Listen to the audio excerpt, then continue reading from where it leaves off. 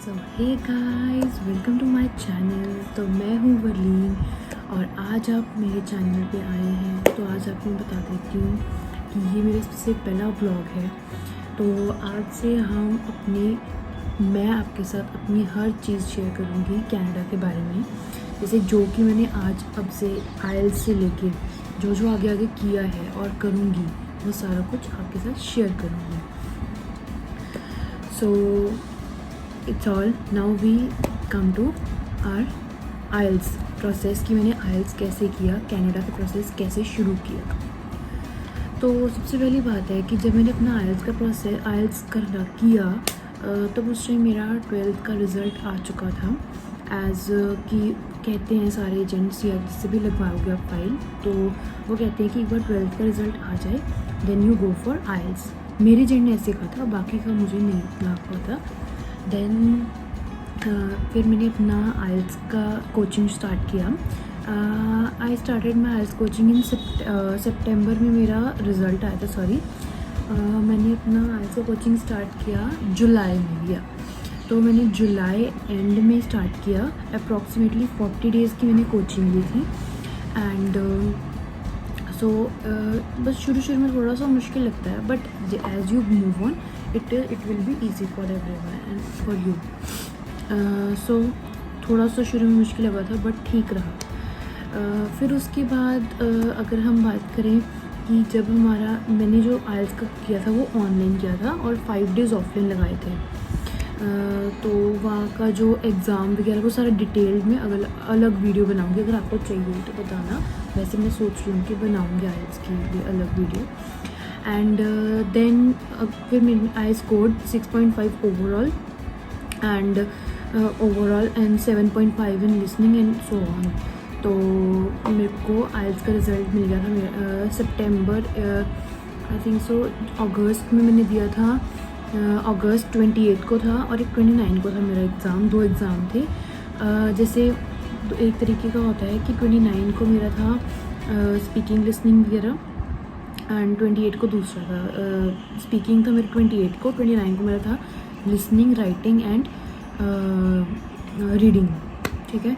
सो मेरा वो हो गया। Then I receive my result on 11 September. तो मेरे को रिज़ल्ट मिल गया था। अब उसके बाद आती है बात, जब हमारा रिज़ल्ट हमारे हाथ में जाता है तब हम जाते हैं सारे एजेंट्स के पास दिखाने कि हमारे पास ये आया है, हमारा सारी चीज़ें जो आई होती हैं, 12th का रिज़ल्ट एंड 10th का रिज़ल्ट एंड आइल्स का रिज़ल्ट। सो जब मेरा आइल्स का रिज़ल्ट आ गया तो वो उसके बाद सबसे इम्पॉर्टेंट पार्ट होता है, हमने सोचना होता है कि हमने कहाँ पर अप्लाई करना है। मतलब अगर हम ये बात करें कि at that it is a crucial time कि हम ऐसे सोचना होता है कि कितने अप्लाई करिए एंड व्हाट टू डू, मतलब which college we have to apply. So at that time हमने, मतलब मेरे 2-3 फ्रेंड्स भी थी, एक मॉन्ट्रियल में थे और मेरे रिलेटिव्स भी थे जो मॉन्ट्रियल में रहते थे। बट जो मेरे साथ वाली मेरी और एक फ्रेंड थी वो टोरंटो के साइड जा रही थी। मेरे बहुत सारे जो रिलेटिव्स थे वो ब्रैम्पटन भी थे। सो डिसाइड करे कि हमने कहाँ जाना है। मेरे बहुत सारे, जैसे आपको बताया कि बहुत सारे रिलेटिव भी रहते थे, तो फिर हमने डिसाइड किया कि हम उसकी कैटेगरी के हिसाब से करते। जैसे मेरे पास 3-4 ऑप्शंस थे। ब्रिटिश कोलंबिया में थी, एक मेरी फ्रेंड थी वहाँ पे। मोस्टली तो ये होता है कि फर्स्ट 15 to 20 डेज़ हमें चाहिए होते हैं कहीं पे जाने के लिए कि हम उस कंट्री से फेमिलियर हो जाए। तो बस उस टाइम तक के लिए मुझे कहीं किसी के पास जाना था, मतलब थोड़ा सा हेल्प हो जाती है। देन वी डिसाइडेड कि मतलब जो 2-3 जो मेरे रिलेटिव या फ्रेंड्स थे जिन्होंने कहा कि आप आओ मेरे पास, तो फिर हमने उसके हिसाब से देखा कि मुझे कहाँ जाना चाहिए। Then we put Brampton, BC, Montreal, Toronto. हमने सारी ऑप्शंस अपने पास रखी एंड हमने बहुत सारे ऑब्जेक्ट देखे कि किस चीज़ के साथ क्या डिफरेंस है, कहाँ पे जाना चाहिए, कहाँ पे ज़्यादा अपॉर्चुनिटीज़ हैं, कहाँ पे नहीं है। तो मॉन्ट्रियल एक मुझे सबसे अच्छा लगा बिकॉज सबसे पहला रीज़न वहाँ की हर चीज़ कॉस्ट कम है। एक वे से अगर हम कहते हैं कि अगर हम रेंट पे कोई घर लेंगे तो वो भी सबसे लाइक लो है सारी जगह से, कनाडा से। देन सेकेंडली अगर हम आए तो यहाँ पे मतलब सैलरी भी उतनी मिलती है, लाइक पर आवर जो वेज मिलता है वो भी उतना ही मिलता है, बट मतलब हमें जो बाकी के खर्चे होते हैं वो सब कम होते हैं। अगर हम बात करें ग्रॉसरी वगैरह सब कुछ मिला के पैसे ज़्यादा बचते हैं, तो इसलिए हमें जैसे आगे फर्दर अपनी स्टडीज़ के लिए हमने सेकेंड ईयर के लिए वो भी भरनी है, फीस वगैरह सब कुछ करना है, तो इसलिए मुझे मॉन्ट्रियल लगा क्योंकि वो सबसे सस्ता था। बट इसका एक डिसएडवांटेज था कि फ्रेंच वहाँ पे ज़रूरी है, अगर हमें वहाँ पे पीआर चाहिए, पीआर नहीं भी चाहिए तो जॉब के लिए फ्रेंच सबसे ज़्यादा ज़रूरी थी। सो उस टाइम वो डिसीजन लेना डिफ़िकल्ट था, बट फिर मैंने ये सोचा कि कोई बात नहीं, फ्रेंच है तो मैंने वहाँ पे मेरी फ्रेंड रहती है तो उनसे बात की, कहते हाँ फ्रेंच तो चाहिए, बट अगर आपको हल्की थोड़ी बहुत ही फ्रेंच आती है तो वहाँ पे जाके सीख सकते हैं, आपकी मर्ज़ी है, नहीं सीखना तो हो जाता है, मतलब कर लेते हैं, कोई ऐसी बात नहीं है। तो फिर मैंने यहाँ पे मतलब लाइक बेसिक फ्रेंच सीखनी वही तभी से स्टार्ट कर दी थी। इंग्लिश और फ्रेंच थोड़ी सी कॉम मतलब बीच बीच में कई बार सेम सी लगती है, but otherwise French is a difficult language, it's not easy. तो फिर मैंने फ्रेंच लर्निंग स्टार्ट कर दी कोई ऐसी भी। फिर मैंने मॉन्ट्रियल डिसाइड कर लिया, तो मॉन्ट्रियल में मैंने फिर अपनी फाइलिंग स्टार्ट की। एंड एट दैट टाइम फिर मैंने मॉन्ट्रियल में फाइलिंग करने से पहले वहाँ पे हमें 2 चीज़ें करनी थी। सो फर्स्ट थिंग था और फिर मैंने अब कॉलेजेस के बारे में सोचा कि जैसे कनाडा कॉलेज मैंने सोचा तो हुआ था कि मैं उसके लिए अप्लाई करूँगी, बट फॉर इंस्टेंस कि अगर मुझे उस इनटेक में कनाडा कॉलेज में नहीं मिलती मैं एडमिशन, तो मेरे एजेंट ने कहा था कि आपको 2 to 3 कॉलेजेस में अप्लाई कर लेना चाहिए। सो उस टाइम फिर मैंने एक तो CDI, मैट्रिक्स, कनाडा कॉलेज, इन तीनों कॉलेजेस में अपनी ऑफर लेटर के लिए अप्लाई कर दिया।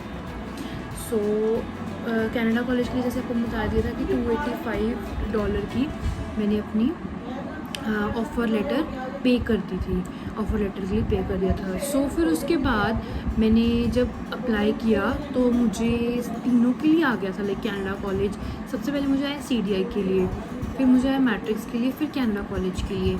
लाइक ये हफ्ता मतलब 1 to 3 डेज़ में आ जाता है मोस्टली, कभी कभार वीक लग जाता है, ये डिपेंड करता है उनकी वर्किंग डेज़ के ऊपर।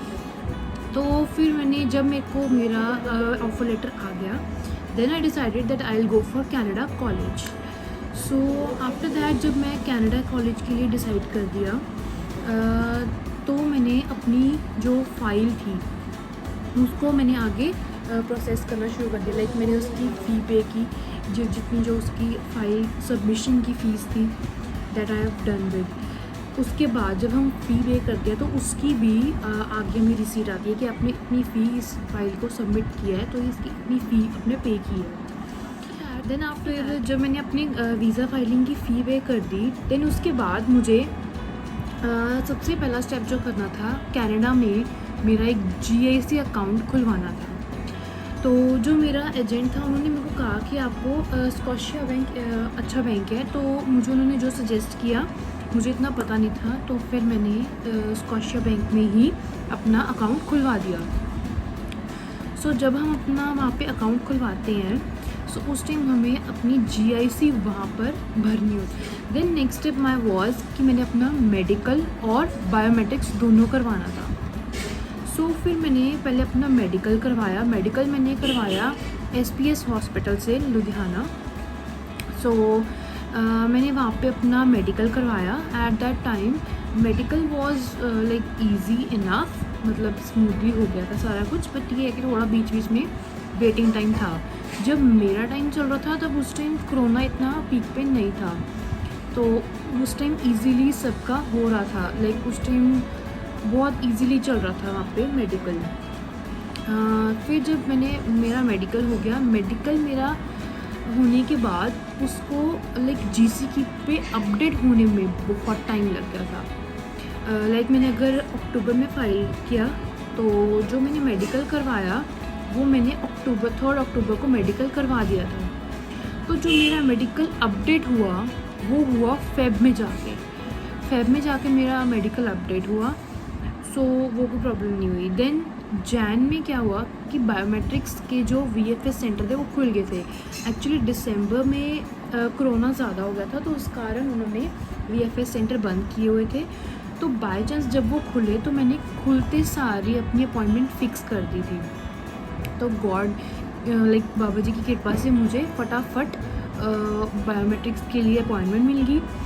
तो वहाँ पे मैं आपको एक प्रो टिप देना चाहती हूँ कि अगर आपके अपने हैंड में हिना लगी हुई है, चाहे उसका थोड़ा सा भी प्रिंट है, लाइक वो उतार के जाना। उसके लिए बहुत सारी यूट्यूब पे वीडियोस आती हैं कि कैसे रिमूव कर सकते हैं, बट वो रिमूव करके जाना। उसके साथ मुझे बहुत प्रॉब्लम आई थी। एक्चुअली मुझे इसके बारे में इतना नहीं पता था, बट फिर भी मैंने कन्विंस करके, मतलब मेरा बाबा जी की कृपा से हो गया था सारा कुछ कंप्लीट। सो फिर उसके बाद मैंने जब मेरा बायोमेट्रिक्स के लिए जब मैं अंदर एंटर की, तो बायोमेट्रिक्स में उन्होंने पहले वो डॉक्यूमेंट्स वगैरह चेक करते हैं, जो हमारी मेल्स वगैरह आई होती हैं वो लेके जानी होती हैं, and biometric instruction letter and all that. तो फिर जब मेरा बायोमेट्रिक्स होने के बाद उन्होंने मुझे इंस्ट्रक्शन लेटर के साथ एक बड़ी सी like bill type of like slips थी लंबी सी, तो वो उन्होंने मेरे को अटैच करके दे दिया। एंड मेरा बायोमेट्रिक्स का छोटा सा जो बायोमेट्रिक की जो 10 साल स्लिप चलेगी कि उसके से पता चलेगा कि आपकी जो बायोमेट्रिक्स है वो हुए पड़े हैं। सो वो मैंने अपना वो उन्होंने मेरे को छोटी स्लिप भी दे दी, एंड वो इंस्ट्रक्शन लेटर के साथ जो स्टैपल किया था वो भी पकड़ा दिया। So at the time that I was good to go out. So biometrics मेरा जो था वो ईजीली हो गया था। हाँ, अगर आप बायोमेट्रिक्स सेंटर पे जाना है तो आपको हाफ एन आवर पहले पहुंचना पड़ेगा। लाइक वो बाहर पहले खड़ा करते थे, उस टाइम ऐसा था, बट अब मुझे नहीं पता कि अब क्या सिस्टम हो गया है। उस टाइम अभी कोरोना भी फिनिश हुआ था, मतलब थोड़ा सा कम हुआ था, और साथ ही साथ उन्होंने VFS सेंटर खोल दिए थे। देन उसके बाद फिर जब मेरा बायोमेट्रिक्स हो गया, मेडिकल हो गया, and I have open my GST account in Canada. Then after that, now I was waiting for everything to be updated. Biometrics जो था मेरा नेक्स्ट डे अपडेट हो गया था GCK पे, तो उसकी भी प्रॉब्लम नहीं आई। जो मेडिकल था उसकी प्रॉब्लम आई थी, वो फेब में जाके अपडेट हुआ था, वो बहुत टाइम ले गया। सो गाइस, आज के लिए इतना ही बहुत है। तो मैंने आपको अब इस वीडियो में इतना बता दिया कि वीज़ा में जो स्टेप्स हैं वो कौन से अभी शुरुआत वाले स्टेप्स हैं। अब आने की 2-3 वीडियोस में आपको मैं 2 वीडियोस और आएंगी, उनमें आपको बताऊंगी कि पूरा जो प्रोसेस है PPR तक का वो क्या होता है हमारा और कैसे आनी है, सब कुछ डिटेल में बताऊंगी। So stay tuned with my channel and please don't forget to subscribe my channel. My channel name is Verleen Vloggers. So please do like my channel also. As आपके जो लाइक होंगे वो मुझे पता चलेगा कि आप मेरे को कितना प्यार करते हैं, मेरे चैनल को, मेरी वीडियोस को कितना प्यार करते हैं। और आने वाले टाइम में आपके लिए और अच्छा कंटेंट मैं लेके आऊँगी। और आपके लिए एक नया सरप्राइज़ भी आ रहा है इस आने वाली वीडियोस में, तो ज़रूर मेरे चैनल के साथ बने रहिए। Thank you so much guys, bye bye.